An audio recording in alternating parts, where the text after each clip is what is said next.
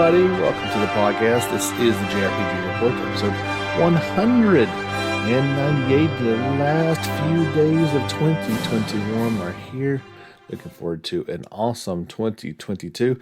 And in that light, we are doing our Game of the Year JRPG award bonanza. Well, we don't do awards, really. Just we're going to say what the best JRPG of the year was. We've got a slew of nominations and honorable mentions, and we're going to do that towards the end of the podcast after the news. But as well, we're going to look ahead.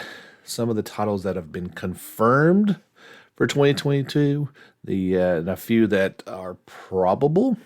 So we'll go down that list and see kind of what we've got to look forward to coming up in the new year. But first, we do have some stories to talk about.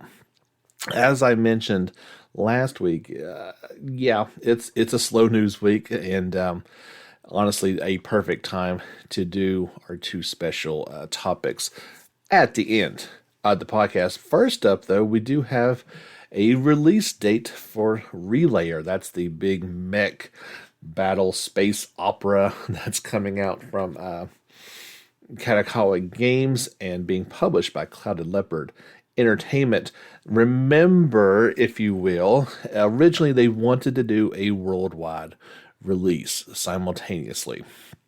Then it came out that it was coming out in Japan on February 17th. Well, they said, no, let's go back, and we do want to do this worldwide at the same time, and that day is March the 24th, 2022. Kind of stinks for our Japanese friends, as they are now going to have to wait, along with everybody else, that extra 5 weeks.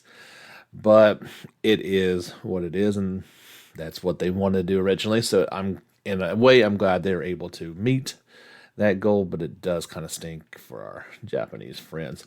In the West, Relayer will be priced at $59.99 for the standard edition, and there will be a premium digital edition as well, going for $74.99. All versions of the games, including physical editions available in Asia and Japan, will support English and Japanese audio, as well as English, Japanese, Korean, traditional Chinese subtitles, with French, Italian, German, and Spanish planned at a future date and time.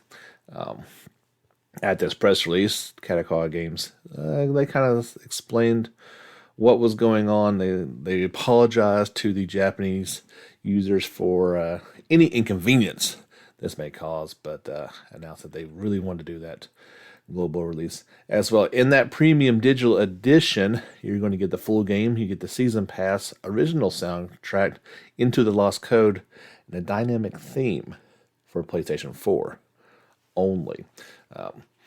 Looks like a pretty cool game. Not my cup of tea, but it does look pretty cool. If you do purchase the PS4 version, it can be upgraded to the PS5 version for free.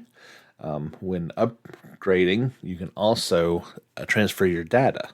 That's pretty cool. And trophies will also be transferred when you are upgrading. So yeah, it's all very cool stuff. There was a release date trailer in English to go along with this. You can check that out over on our YouTube page. So yeah, coming on March the 24th next year to PS4 and PS5. There was also, did I put this over there? I think so. Honestly, I can't even remember I put this over there, but for sure you can get the link in our on our Facebook or our Twitter page, that there was a 4-minute gameplay video that kind of showed off an ice planet. Now, this was the Japanese build, so I don't always put those on YouTube, which is kind of why I'm scrambling to try to remember if I put that out over there or not. But at the very least, you can check the link on that. Another trailer I did not put on the YouTube channel, but that's because, again, it is in Japanese only. So not project, but Triangle Strategy released another character and story trailer. And this one introduces Frederica as Frost, the crown princess of the Aes Frost Kingdom. AES Frost Kingdom. The first one was on Roland Glenbrook. Character and story trailers are fantastic, except if they're not in your native language. They don't hold as much weight. And there has been a friend of ours on the YouTube channel did link a translation for that first video. Hopefully there'll be one for this as well. But it's one of those deals like this is going to be a worldwide release on March 4th of 2022. We really need to be getting English trailers to come along with this as well, not just Japanese. There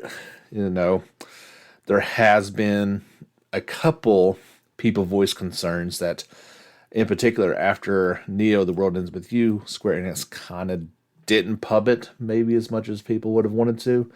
There are some voices of concern that's going to happen with this title as well. And at least so far, I'm having to agree with that at least a little bit.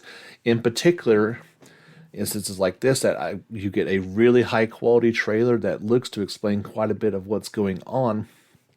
And I can't speak to it because I don't know what is going on. So that is frustrating to say the least. If you were watching this on YouTube or on the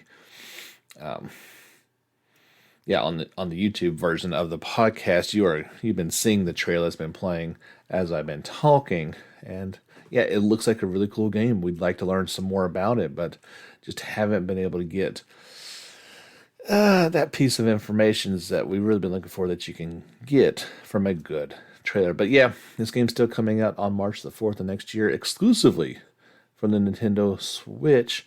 Very promising title, and it will definitely be one that we mention in our upcoming games to look forward to next year. Other Square Enix news.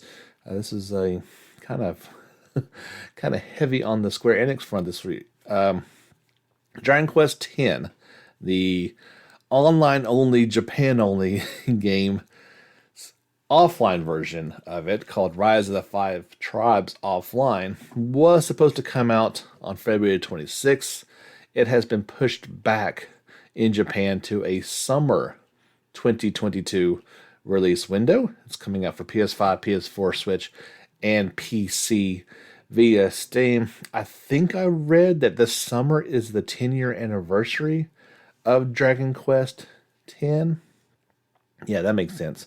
So, in a way, it does kind of make sense for this to come out around the anniversary of it. It could also just give a glimmer more of hope to that this game is coming out worldwide. Still absolutely no confirmation, anything of the sorts that this game is coming outside Japan. But yeah, maybe there is a bit of hope somewhere still yet this is coming out. But yeah, if our Japanese friends have been looking forward to this one, again, another game they're going to have to wait a little bit longer to actually play.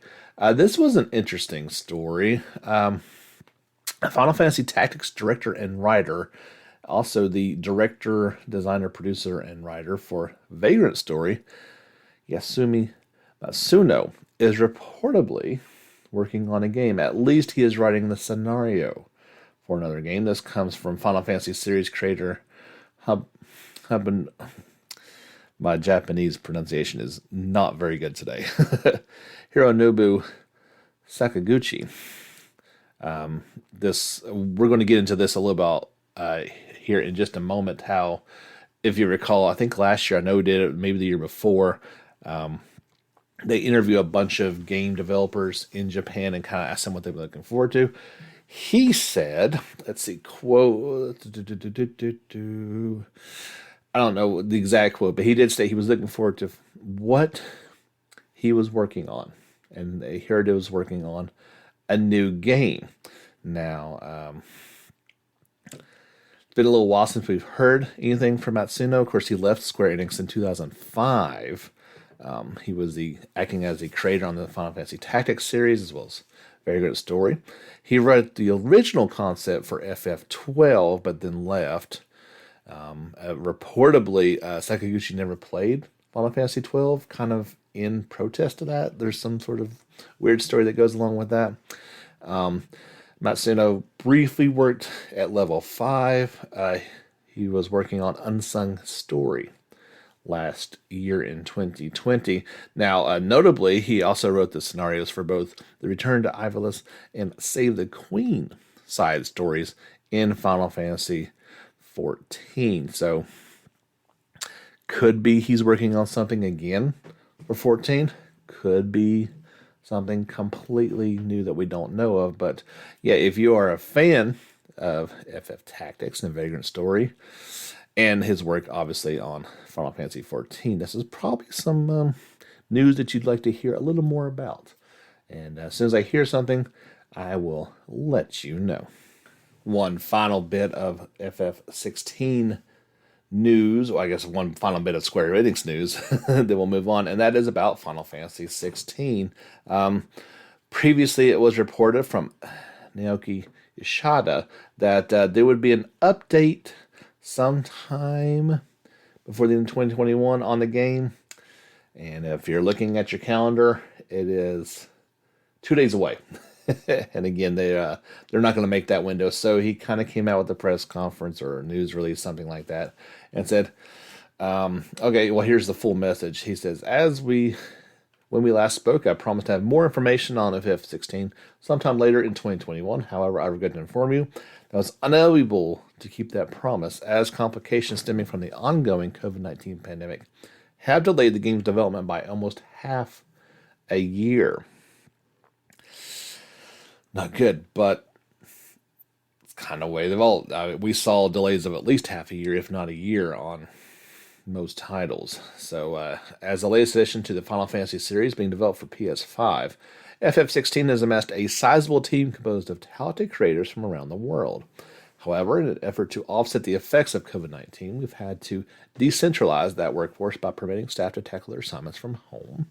This has unfortunately hampered communication from the Tokyo office, which in turn has led to delays, or in extreme cases, cancellation of asset deliveries from our outsourced partners. Technical reasons for what we all have learned to expect. Yeah, so basically, he says, so that leaves the question, when can we expect the next round of information? He said, I am happy to announce the current plan is to conduct our next big reveal in spring of 2022 as we seek to build excitement leading up to the game's eventual release. Of course, he apologizes and thanks for the patience. So the next big reveal coming in the spring. It'd be nice to see a status report on the game. I kind of feel like when we see it again, it is either going to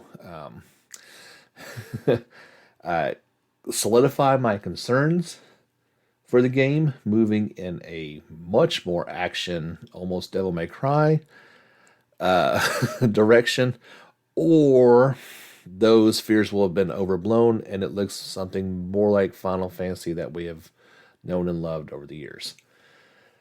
At this point, I just want to know which one it is, so I know to get on the bandwagon or off of it.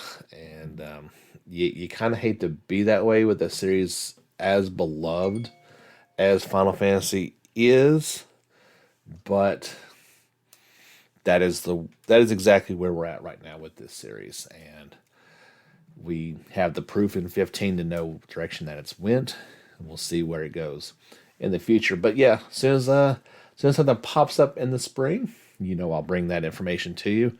And I'm assuming there's going to be a trailer, so you'll want to check out our JRPG Report YouTube page in order to see exactly how it's looking. That's all the Square Enix stuff I have for this week. I thought this was a really, really cool.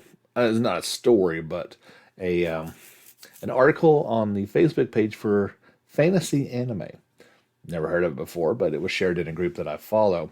And so these are the top 10 PlayStation 1 RPGs according to Google searches. So not a poll, not anything informal, just pure data across all boards.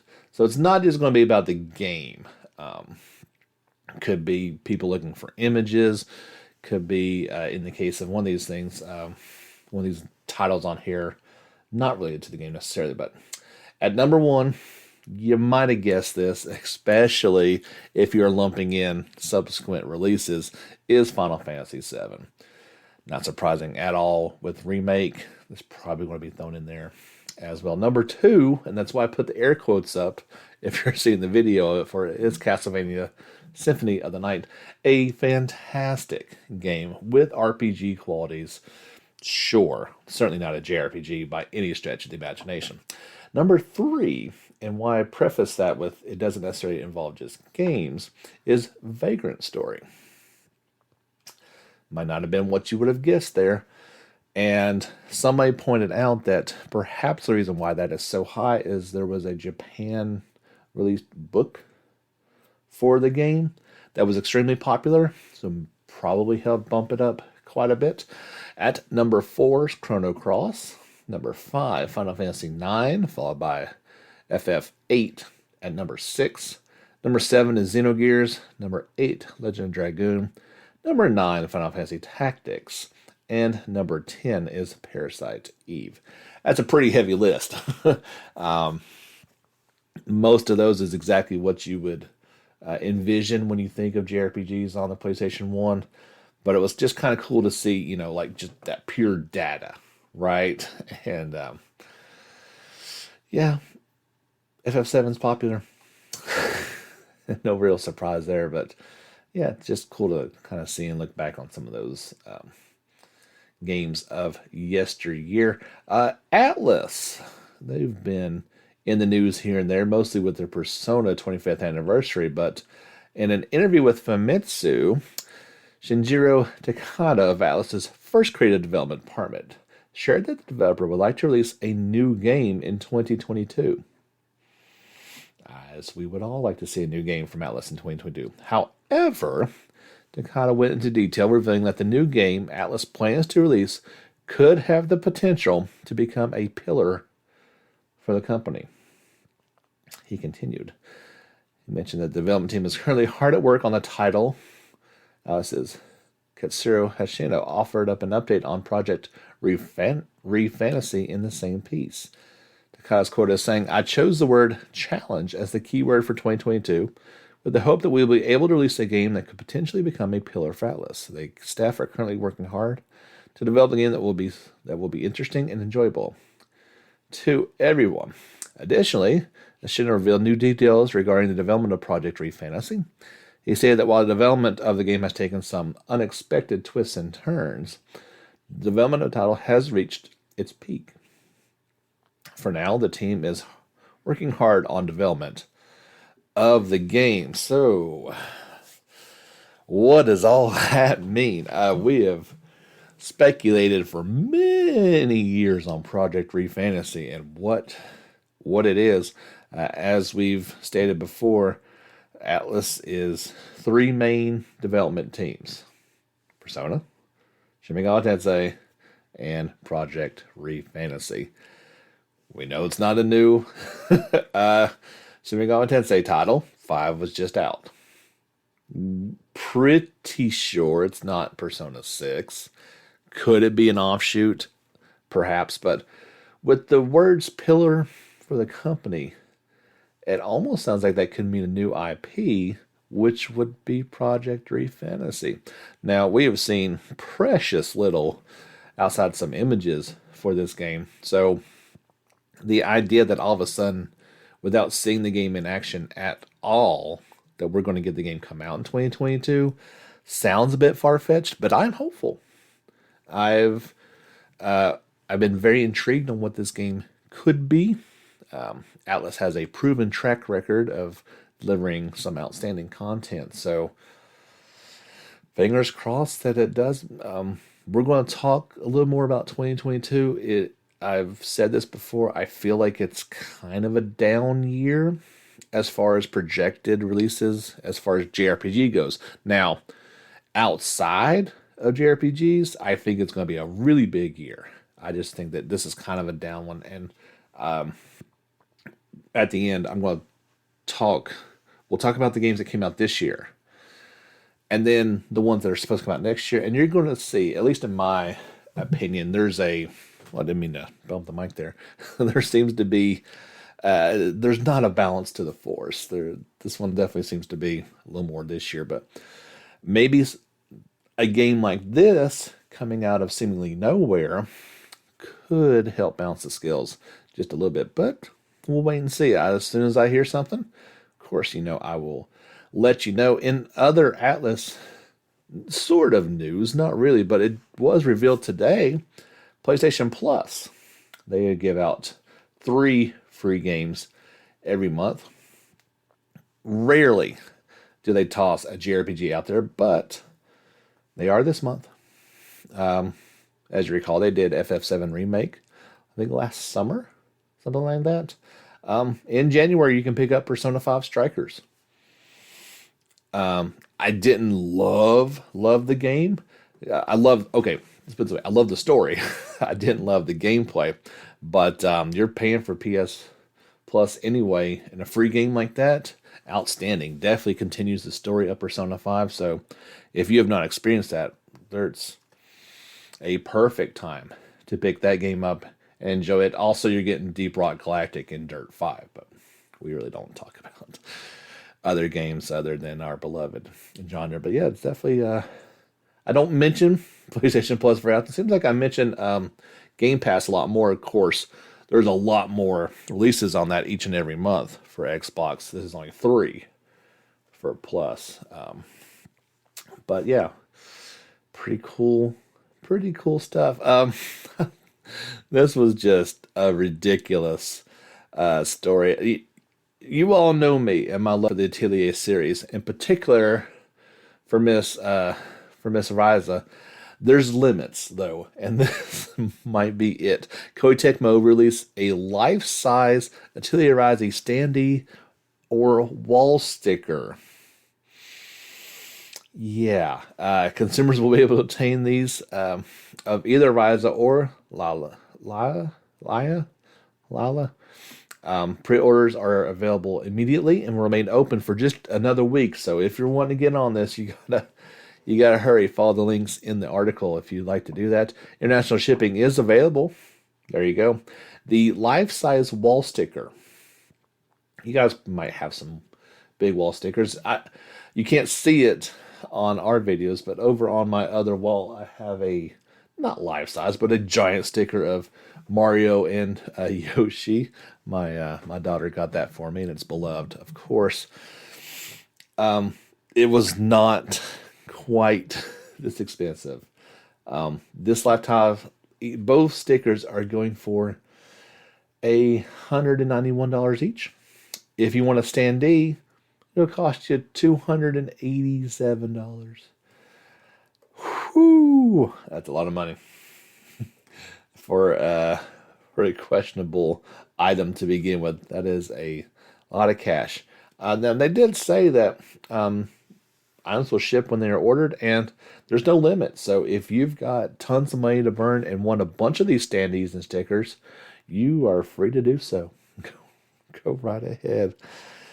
Yeah, there's some interesting items out there for JRPGs, that's for sure. This is near the top of the list, I gotta say. But yeah, one final thing to get into before we look ahead. Actually, you know what? Let's pause right there and we right back with the end of the podcast. Famitsu usually puts out a article at the end of the year looking ahead to the next year. They interviewed 127 creators, and several teased some new ambitions and titles to come next year. We'll kind of just go through it. We kind of talked about Mr. Takata from Atlas. He said he chose the word challenge as a key word and hoped to release a title to the world that would become the pillar for Atlas. He'd be happy if we could all look forward to it. There was also said with Shin Megami Tensei 5 finally released, they're taking a breath of relief. Although we hope to announce something this year too, so please stay tuned. Thought that was really, really cool. Hashinero said last year, 2021, various Atlas titles were released. Finally, we're nearing a time when Atlas can start to release a completely different title. Project Refantasy, the title I'm leading that we announced we were starting up a few years ago, has reached an important phase after some ups and downs. So I'd like to stay focused and work as a team to get it down to form. It will be an important year for us to get started on things coming further ahead. Pretty cool. Very, very cool stuff. He said, we're not at a point where I can say anything concrete yet, but various things are being prepared. Please look forward for them. Nato Hiroko said, as for future Atlas titles, we receive all sorts of requests from everyone, which we're always using as a reference. I hope you can look forward to what's to come. I hope they are listening when people say, please put Persona 4 Golden on PS4 and Switch. It is ridiculous that it's only on PC. I don't know if he's getting that message. Or not. Let me just scroll down here. There's obviously plenty of messages outside of the world of JRPGs, but yeah, that's one of them. Square Enix, Toyoto Asano said, first off, Triangle Strategy will release on March 4th. Other new titles are also in development, so please look forward to them. Akitoshi Kawazu says, I've been making preparations for a long time, and I want 2022 to be a year that it takes form. Yashinori Katase says, I'd like to take extra care of many popular series, including Final Fantasy, Saga, Star Ocean, and Chocobo. We'll see what comes about from that. Toshihiro Kondo of Nihon Falcom says, the sequel to Legend of Heroes, Chrono Koseki, is in development. It will touch on a great mystery that has appeared throughout the series. Interesting. Various developments are also being prepared for the Yi series, which will celebrate its 35th anniversary next year. Incredible. I didn't think it would... honestly, I didn't think it had been around that long. I really didn't. That's a long, long time for a game to be out that long. Here's a... Kawaza also says, we're playing various things that Saga fans will enjoy next year. Please look forward to them. This is interesting. Yasunori Katase, in his ambitions for 2022, the world of Final Fantasy VII restarted with remake will expand more and more in 2022. What does that mean? First off, the RPG Royal blah blah blah First Soldier is currently in service. Please enjoy the battle. Let's not focus on that. Remake will expand more and more in 2022. What does that mean, sir? I didn't think there was another DLC coming. Does that possibly mean Remake Part 2 is further along than we thought? One can only hope. We've not seen, outside of the new images and video at the end of Integrate, we've not seen anything even hinting at Remake Part 2 coming out fairly soon, but that would sure be awful nice. Takahashi says, first off, please look forward to Bravely Default, Brilliant Lights, and Triangle Strategy, which are coming soon. Other than that, there are various announcements we'll be able to make in this year, so please keep your ears open. And I think that's that's all of it. Some good little tidbits in there. These things usually don't mean a whole lot. They're kind of just like, hey, what do you want to do this year? I would like to release video games. Yeah, that's a good point, sir. Thank you very much. So anyway, let's go on to game. Little drum roll there. JRPG of the year for 2021. There were some very heavy hitters this year. Let's just go down the list of honorable mentions. The Legend of Mana remake. Very nice. Caligula Effect 2. Christ Tales. This one probably would have been more in consideration if it hadn't been for how late it was released and the fact that people really couldn't play it because of congestion. But Final Fantasy XIV Endwalker, from all things I've heard, probably should at least been nominated, but couldn't really be thrown in there just for many things. Neo: The World Ends With You, Monster Hunter Stories 2, Nier Replicant, and an honorable mention, I believe, is deserved for Final Fantasy Remake Integrate. Well, obviously the exact same game, various enhancements, plus the intermission DLC, it deserves a nod of the cap for all the things that they did for free. You know, you bought the game, you get the enhanced version free. Obviously, the DLC was $20, but although short, very, very high quality stuff. So here's my short list of actual nominees for Game of the Year. Atelier Ryza 2, Bravely Default 2, Ys 9 Monstrum Nox, Scarlet Nexus, Shin Megami Tensei 5, Yakuza Like a Dragon, and Tales of Arise. Now, I have not played all these games. I don't have the budget nor the time to play all these games. I wish I did. If it was my full-time job, you best believe I'd have played every game on this list. But life, it happens. So I went back and forth on this a couple times. I've only just started Bravely Default 2, so I couldn't possibly say that was it. And although I loved Atelier Ryza 2 to death, it was a great game in terms of a technical achievement, and me and Jordan kind of elaborated on this a little bit more, and you'll get to hear a little bit more of our conversation on the podcast on Sunday, the big spoiler cast for Tales of Arise. Game of the Year, it kind of has to be Tales of Arise. Although I had issues with the game itself and more in what Tales was as opposed to what Tales is now, overall the game is a marvelous achievement. So many people love this game. They couldn't stop playing it. And like I said, my gripes were, in reality, they were minor. They were nitpicking. Little details that I just didn't care for. Does not take away from how incredible the game really is. And you kind of step back from it after it's all said and done and reflect on it. It is deserving Game of the Year. Absolutely. So congratulations to all the fine folks at Bandai Namco for creating a great experience. And I'm very hopeful for what the series has tried to make itself a little fresher, make some changes.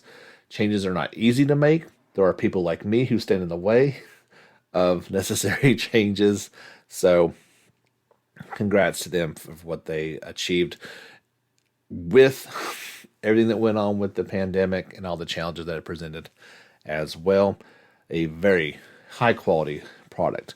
So you just heard that list of nominees. There were others. There were other games that didn't get mentioned, but those were the big ones. Let's look ahead to 2022. This is confirmed first, and in order. The first ones in January, there's only a couple. Demon Gaze Extra, which is basically a re-release. Pokemon Legends Arceus. Looks to be a very fine game to start the year off with. In February, Magnum Lord. We have the console release of Edge of Eternity, Monarch, Atelier Sophie 2, and the Final Fantasy VI Pixel Remaster that we talked about last week that I'm looking forward to, for sure. In March, The Cruel King and the Great Hero, Triangle Strategy, Rune Factory 5, and Relayer. That's what we know for certain to the month. There's a few of these. We just talked about Relayer coming out on the 24th and Triangle Strategy on the 24th, Relayer on the 4th for Triangle Strategy. Some of those have firm releases. At least they have release windows. The rest of these games do not have a release dates, but have been at least confirmed for next year. Digimon Survive, Granblue Fantasy Relink, Mario and Rabbids The Spark of Hope, Monster Hunter Rise, the expansion of Sunbreak, the Prinny Presents NIS Classics Volume 2, Sea of Stars, Star Ocean Divine Force, and The Legend of Heroes Trails from Zero. Not a bad list. However, they don't have a release date yet. Supposed to come out this year. They could get pushed back. I do believe Relink is going to make it out this year. I think Mario & Rabbids is going to make a Digimon. I can absolutely see Star Ocean getting pushed back, as it was just announced. They could run into issues. I hope it doesn't. Trails from Zero is an old game, like it or not, but I'm still greatly looking forward to it.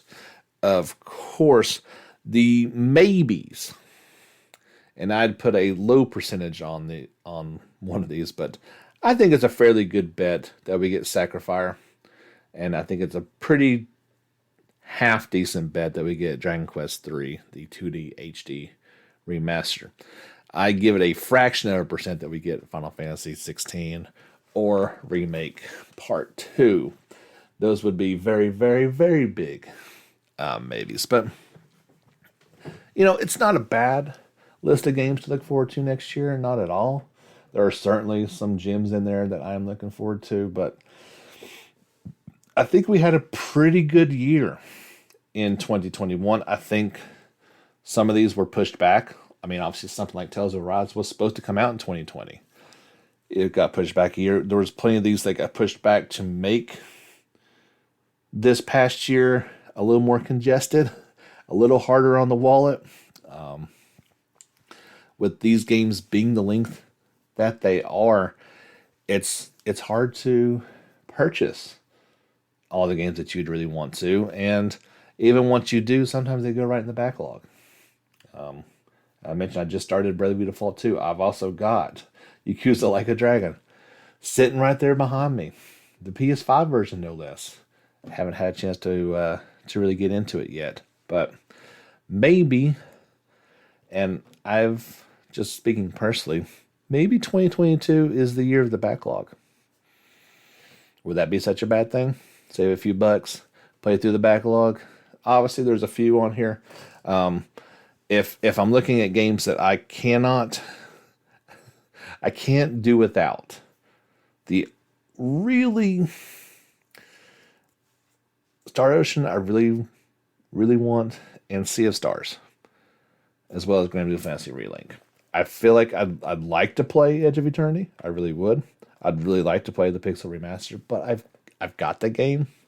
I don't need another version of it, although it is going to be the cheapest one of all of those. So we'll just have to wait and see. I'd love in the comments below, do you agree with Game of the Year?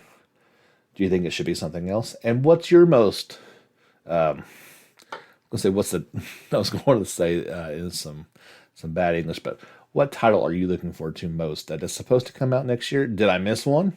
Is there something that's coming out next year that I failed to mention? Comment below. Let me know. I'd love to hear it. Follow us on our social media channels. Like us on Facebook. And follow us on Twitter for all the stories that we talk about each and every week. Don't forget to subscribe on YouTube. And if you love what we're doing here, financial support is available through Patreon. We would gladly accept your monthly donations each and every month. Just search for JRPG Report. Or if you'd like to make a one-time donation, the link is below. JamesFisherProductions@gmail.com. You can do that on PayPal. I would gladly accept that as well. Hope you guys have an awesome New Year celebrations. whatever you're planning to do, be safe, have fun, and look forward to our Sunday special. Me and Jordan recorded it yesterday, so I know you got something fun to look forward to. On Sunday, our big Tales of Arise spoiler cast. First half is fine. You're not going to get anything spoiled. If you've not beaten the game, you can listen to the first half. We take a hard break. You'll know it. You can tune out then, but don't not listen to it just because you haven't beat the game or played it yet. We just general at first, and then in the second half, everything's off the table. You can talk about whatever you want. But yeah, thank you so much for listening. We will check you guys next year in 2022. Until then, get back out there and level up.